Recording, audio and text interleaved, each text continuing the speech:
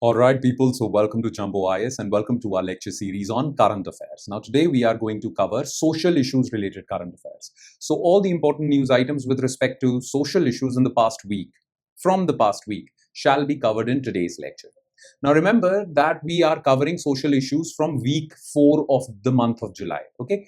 Now we covered week 1, week 2 and we are straight away jumping to week 4. Why? Because third week of July did not have that many current affairs with respect to social issues. It had current affairs with respect to economics, polity, international relations, geography, environment, which we have already covered. But as far as social issues are concerned, week 3 was pretty much empty. Therefore, we are directly jumping to week 4. Nonetheless, we will cover all the important current affairs. Okay, so let's straight away dive into today's lecture. So let's begin. So current affairs, social issues, July week 4, and here are the topics that we are going to cover. Number one topic is gender responsive AI. Gender responsive. That means you design AI for women. Okay. So what is this issue all about? We'll talk about this. Then topic number 2 is related to paper leaks. Meritocracy and psychological well-being of youth, students. These paper leaks have brought to the forefront psychological well-being of youth. So we will talk about this. And topic number 3 is BRICS Health Ministers meeting. And this time around, in this meeting, they have talked about mental wellness, mental health. Okay, so this is also an important issue because India is part of BRICS. India currently holds the chairmanship of BRICS for 2026. So we will talk about this issue as well. Okay, so these are the 3 news items that we shall zero in our attention on. So let's start discussing them one by one. Starting with topic number 1, and that is gender responsive AI. Now listen to me very carefully. You see, India in its policy statements, okay, Indian government in its policy statements has stated that if India wants to become Vikasit Bharat by 2047, then it has to leverage AI. But the design of that AI should be such that it should be inclusive. Currently, the AI designs, AI models that we have at our disposal, well, are not that friendly, or let's just say, are not that tuned towards women, especially women employed in informal sector. Okay, so the AI models that we are going to use to make India Vikasit Bharat, well, they should be designed in such a way that they also include help informal sector workers, which are women. Okay, so women informal workers. Clear? So this issue is fixated on that part only. We will use AI. AI will give a big boost to India, but that AI should be inclusive as well. Hence the term gender responsive AI. Okay, so let's talk about this entire thing and let's just focus on women employed in informal sector. What are their specific challenges? What are their specific issues? And how certain changes in AI design can help them overcome those challenges. Right? So let's begin. So gender responsive AI. So like I said, for India to be Vikasit Bharat, this is Government of India's stated policy. We have to leverage AI. But that AI needs to be inclusive. Okay, gender responsive AI is important. Now remember, I told you women employed in informal sector. Why? Because females employed in formal sector are pretty educated, they are pretty tech savvy, and well, for them, current AI designs are very well suited. But we have to serve these females. Okay, we need to know the current disposition of women employed in informal sector. So what is that current disposition? Informal female workforce snapshot. Informal employment. 82% of working women in India belong to informal sector. This is as per International Labour Organization. Okay, so 82% of working women are informal working women. Only 18% of working women are involved in formal sector. So it's a huge chunk that we need to serve. Okay, because if we don't, then this significant percentage of females would get ignored. And we can't have that. Okay. Then agricultural prevalence. 76.9% of rural working women work in agriculture. Okay. So rural working women, if we talk about them, well, 3/4 of them are involved in agriculture. And this data comes from periodic labor force survey conducted by Ministry of Labor. Then AI case study proof. So we have this AI chatbot called Farmer Chat. And we conducted a study in 12 states. 61% women reported improved quality of life, QOL, quality of life, within 45 days of adoption. So this farmer chat is basically a chatbot like ChatGPT, but for farmers. And females are also farmers involved in agriculture. Now, females have reported, as per the study conducted in 12 states, females have reported that this has improved their lives because, well, females do not have to go to different places to get different services. If they have any questions, they can simply chat. So 61% of them have reported that their life got improved, quality of life got improved. And this farmer chat is available in local languages. Hence, their lives improved. Okay. Now, demographics, livelihood, and digital divide. Okay. Why do we need a new AI design? Why do we need a new AI design? The current AI models should serve these informal workers, right? But they don't. What are the problems? Number one, language problem. Because mostly it is text heavy. Chatbots are text heavy and it's in English. I mean, it is available in Hindi, but not available in local languages. Okay. So text heavy interface exclude non-literate. And most of the informal female workers are not literate in India. That's a sad reality, but that's true. Then device ownership. This is again important. India has a lot of mobile devices on which these apps can work, AI models can work. But sometimes a household has just one phone that is used by the entire household. So females do have access to this phone, but all the other members of the family also have access to this phone. And this phone is majority of the time is kept with the family patriarch. So they do not have 24/7 access to this phone. Okay, it's one phone, not iPhone. Okay, shared family phones limit private use. Then digital literacy, low confidence with complex app navigation. The apps are also designed in such a way that it feels complicated to these females.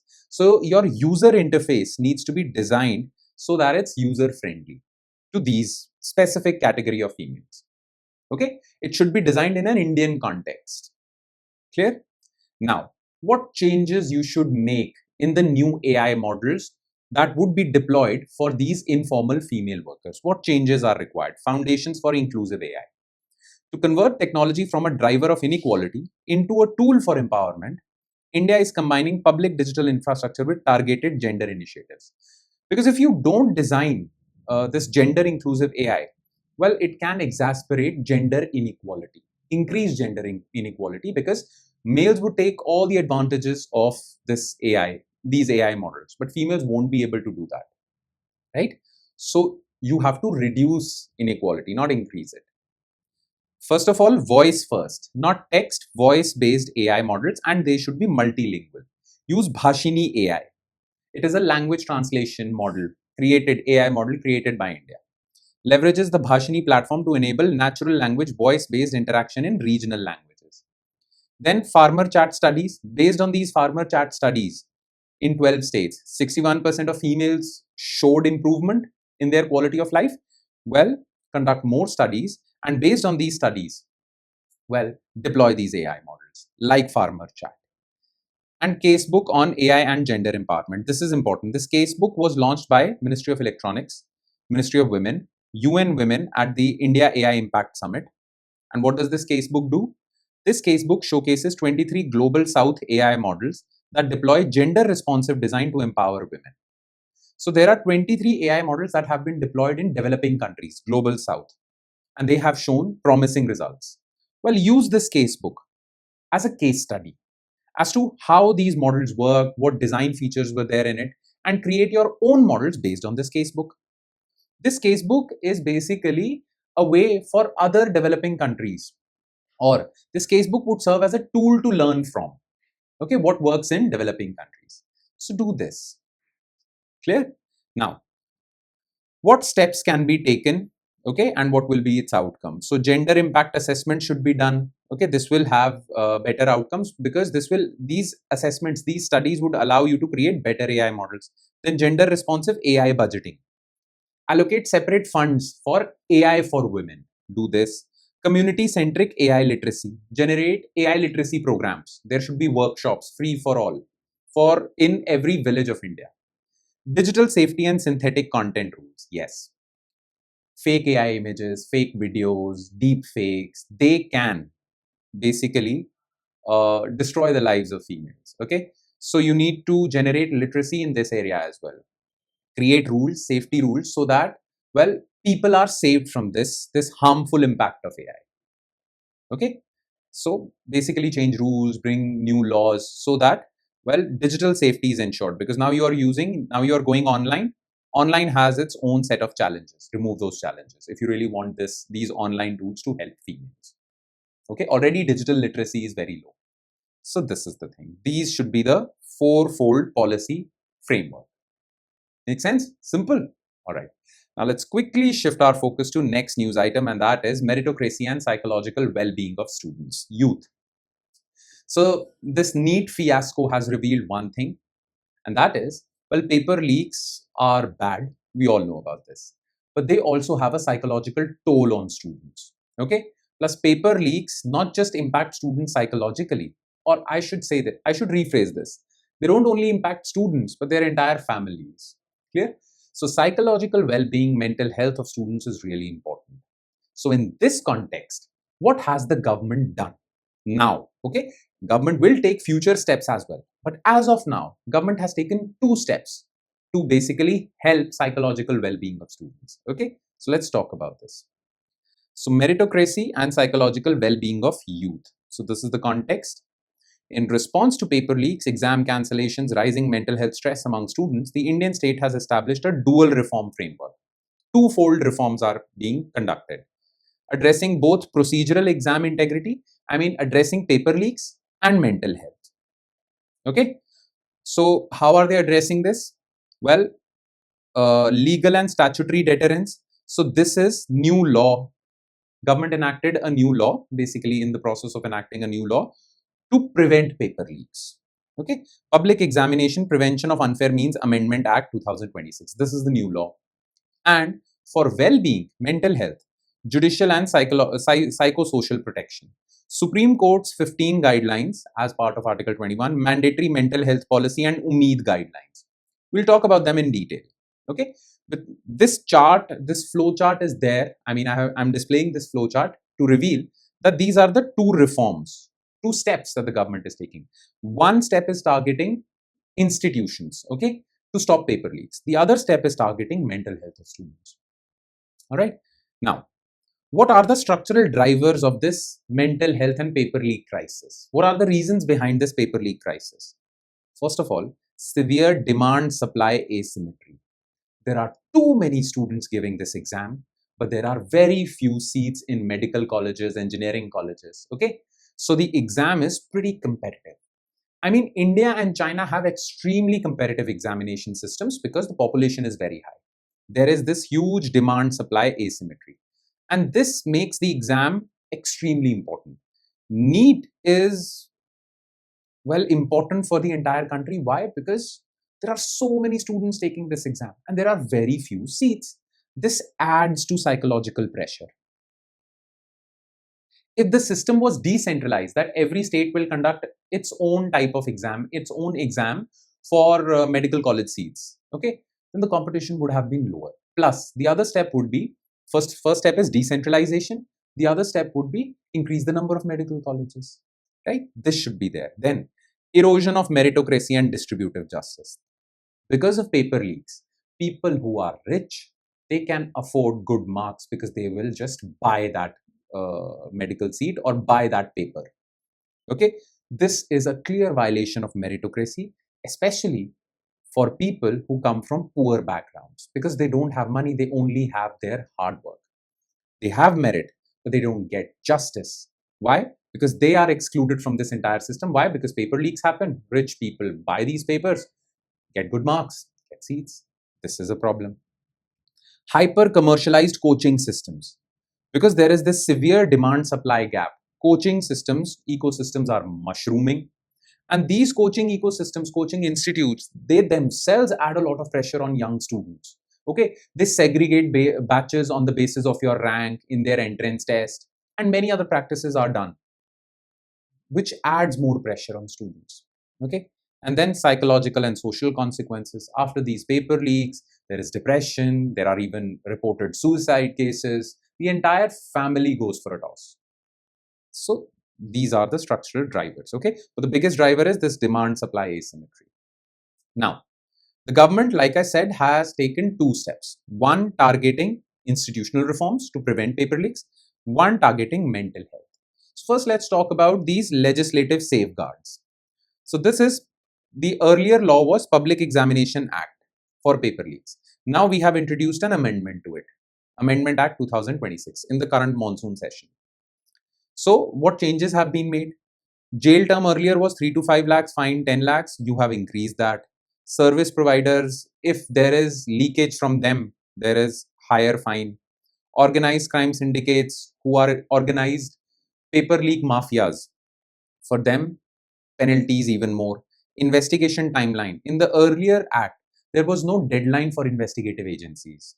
But now it's a 2-month investigative limit. You have to conduct your investigation in 2 months. And then special fast track courts are being created. So basically what you are doing is, well, so that investigation is conducted quickly, you have put a timeline. Okay, so that students are not dragged in this long process. So that the judiciary resolves these cases very quickly, you have fast track courts.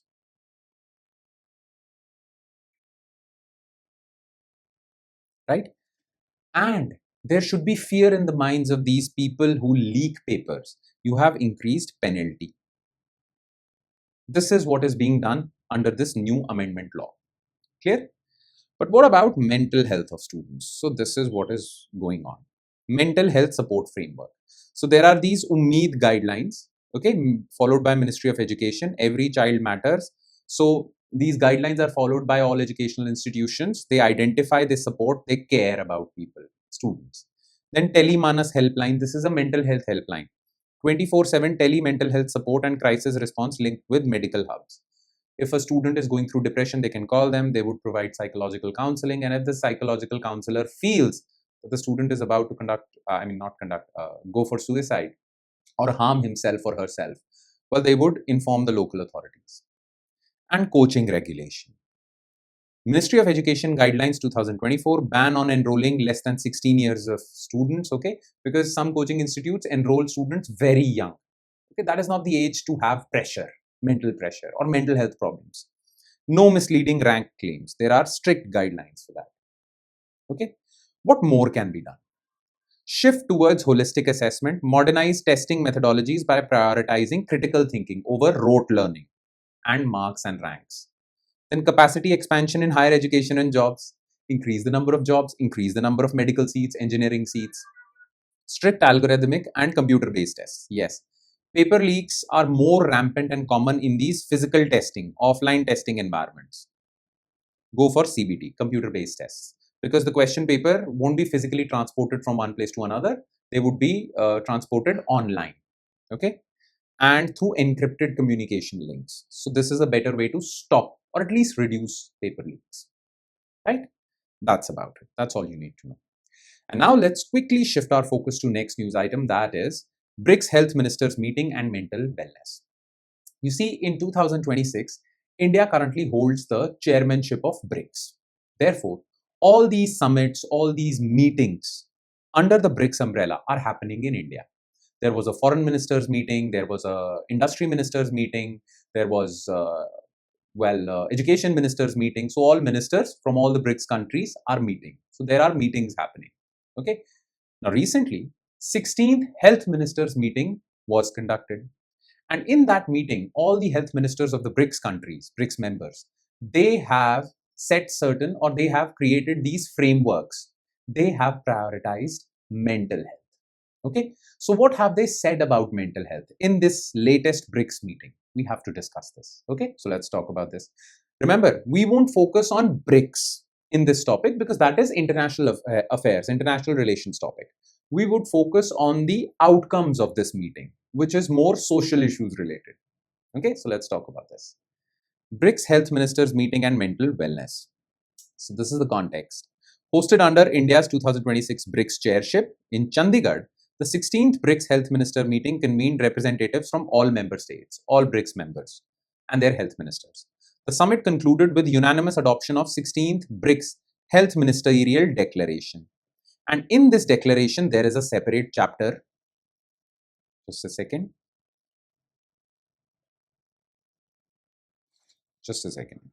There is a separate chapter on mental health, which is our focus area for today. Okay.